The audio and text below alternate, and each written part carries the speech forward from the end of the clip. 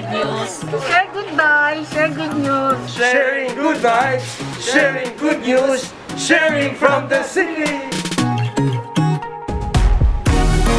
Santo Domingo Church, narito po kami ngayon sa inner corridor ng Santo Domingo at nakikita ninyo mayroong magandang inner garden dito sa loob ng compound ng Santo Domingo Church. Alam mo, Father, dati marami akong picture dito. Ah, talaga? Nung bata po ako, lahat po ng dahon dito hinawakan ko.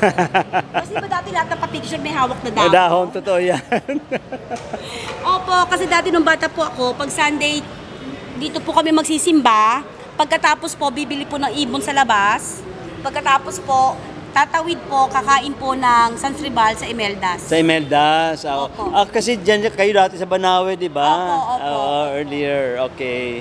Yes, that's good to know. So, dyan sa second floor, saka sa third floor, dyan nakitira ang mga pari. Dyan ang mga rooms nila. At dito sa baba, mayroon diyang bookstore ng Santo Domingo. Oo. Father, kailan ba ho tinayo ang Santo Domingo?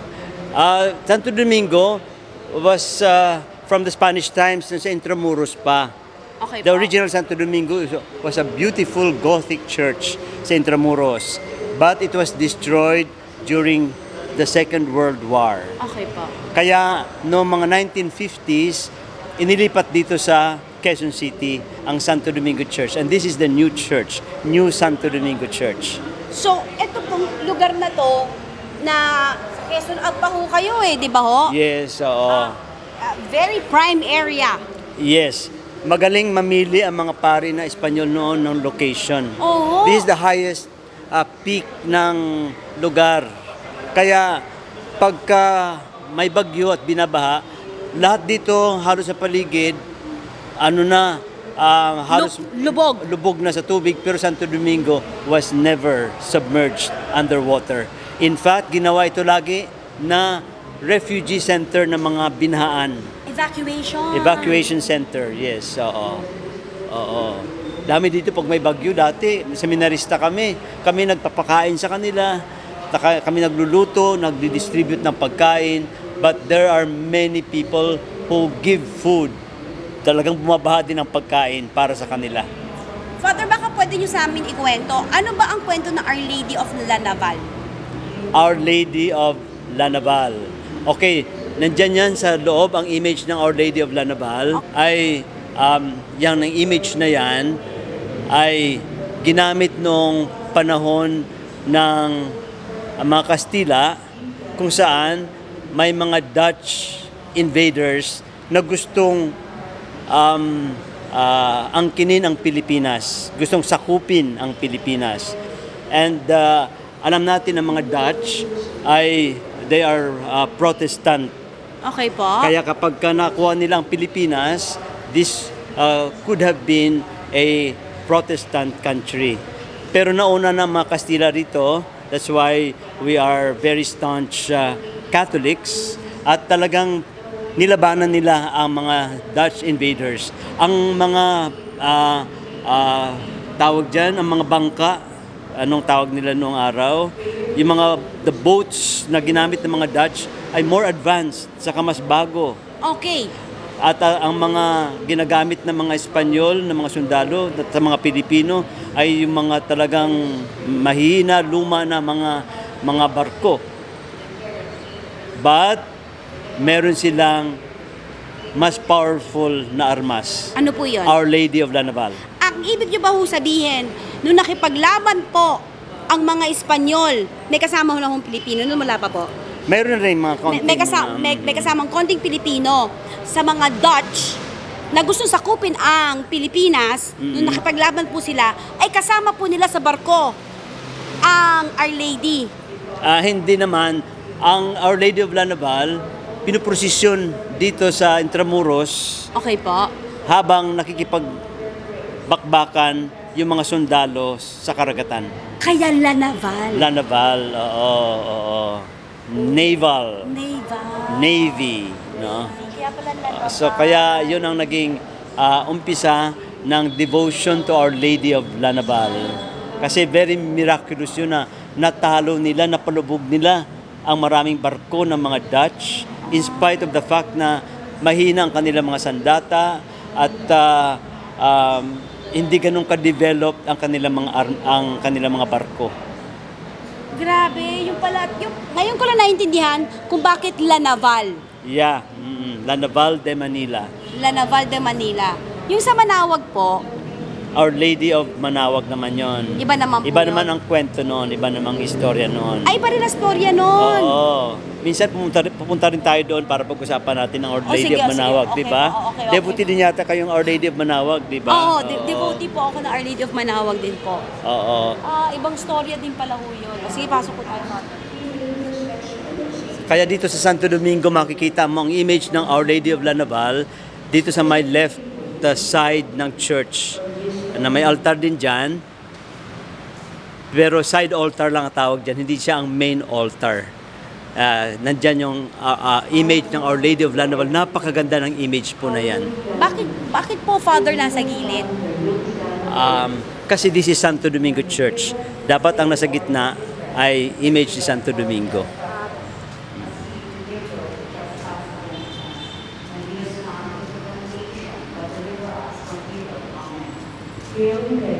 So ngayon, ang rosary ay ongoing dito sa Our Lady of La Naval.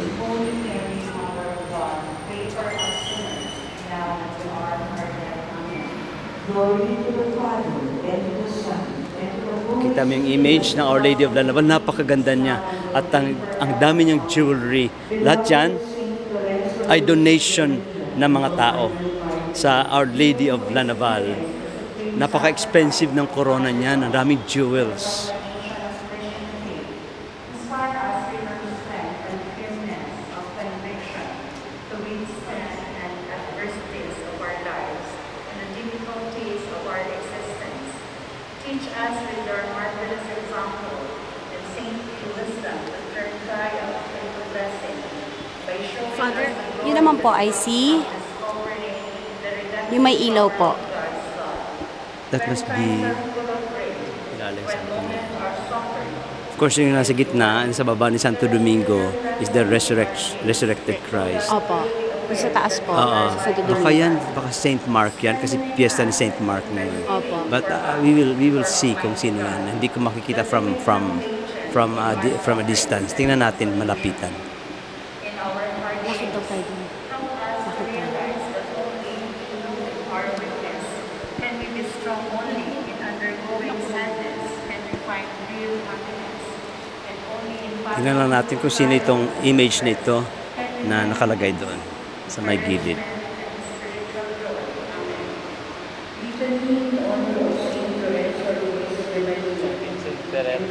Saint Vincent Ferrer. Kaya may pakpak pala sa likod. Hindi ko nakita yung pakpak kanina. Saint Vincent Ferrer. St. Vincent Ferrer. Yes, every Monday yata may novena kay Saint Vincent Ferrer. Sino naman po si St. Vincent Ferrer? Isa sa mga Dominican saints na miraculous din na marami din siya mga milagrong ginawa. Marami din siya mga milagrong ginawa sa mga tao na famous siya rito sa Philippines dahil parang kumalat yung mga maraming magagandang mga pangyayari because of the intercession of Saint Vincent Ferrer. At doon sa kabila, sa right altar, ay image naman ni San Martin de Porres. San Martin de Porres. Pray for us. Saint Luke del Espiritu Santo, pray for us. Saint Mateo Cohione, pray for us. Saint Madrid. Ayan sa gitna yung mosaic, yan si Santo Domingo. Saint Thomas Luochi, pray for us. Saint Antonio Gonzalez, pray for us. Saint Si Santo Domingo ba? Guillermo Father, si Santo Domingo ba ho? Ang founder po ng inyong brotherhood? Yes, Santo Domingo. Kaya katawag sa amin Dominicans. Kasi nga because of Santo Domingo. Siyang founder ng Dominican Order. Saint Lorenzo Ruiz de Manila. Ayan.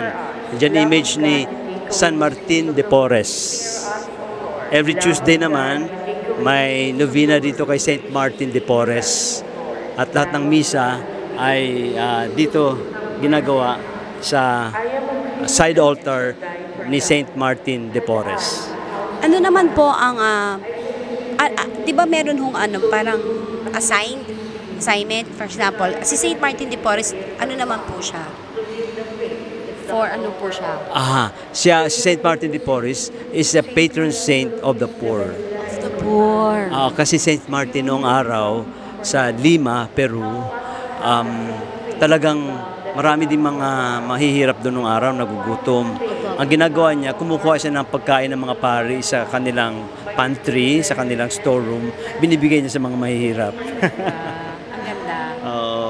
Minsan siguro nagrereklamo ibang mga pari kasi nawawala yung ibang pagkain nila kasi Kinukuha ni St. pinamimigay niya. Ni St. Martin de Porres. And then there was a story na may isang leper na walang matulugan. Opo. Hirap na hirap. Ang ginawa ni St. Martin de Porres, dinala niya sa kwarto niya, binihisan niya at doon niya pinatulog yung leper na yun sa kwarto niya. Wow. Yan pala si St. Martin de Porres. Oo. Kaya maganda ang kwento ni St. Martin de Porres.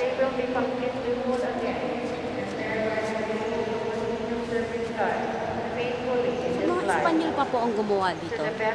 Yes. Actually, ang nagpagawa nito mga Espanyol pa. Mga Spanish fathers pang nagpagawa nitong Santo Domingo Church. Grabe, tagal na nito. At ang gumawa nitong, nag-design nito is a famous Italian architect. Nakalimutan ko lang ang pangalan niya. Pero siyang gumawa nito. Vlavzi Budeverezdi. Italiano. Ay, taka, hindi Italian. Hindi pala. Zeppelini. Hindi pala. Zeppelini, Avrovedidi. Di ba ganun? Architect yata is Spanish mestizo. Kalimutan ko na rin ang pangalan niya. Spanish? Gumawa nito. Nakalimutan ko na rin. Nakita ko yung ano niya eh. In fact, the relatives niya, nakausap ko minsan Talaga ng po? architect nito. Ang Italian pala na artist, ang gumawa ng mga parang Stained glass. hindi, parang may mga sculpture dyan sa harap para siya may gawa nun. Okay. Kaya pala wag ganito, no? Ang laki. Oo. Ang laki. Ibang ano niya, wala siya mga poste sa gitna. Wala. Ang galing. Kaya oo, kaya Diba ho, yung parang wala siyang ganon, hindi katulad ngayon, di ba ho, meron ng mga sa gitna, mga post. kaya Oo. in terms of capacity, I think this is the biggest church in Asia. It is? Oo, yung seating capacity niya more than 3,000 ito eh. Talaga po? So it's even bigger than the Manila Cathedral.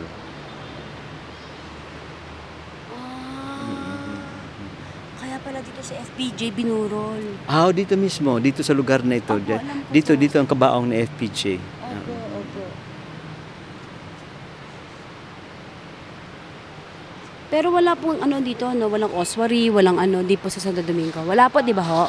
Merong columbari sa likod. Would you like to go there? Meron. Meron, maganda, cute siya, malit lang pero well planned. Maganda siya. Tingnan po natin.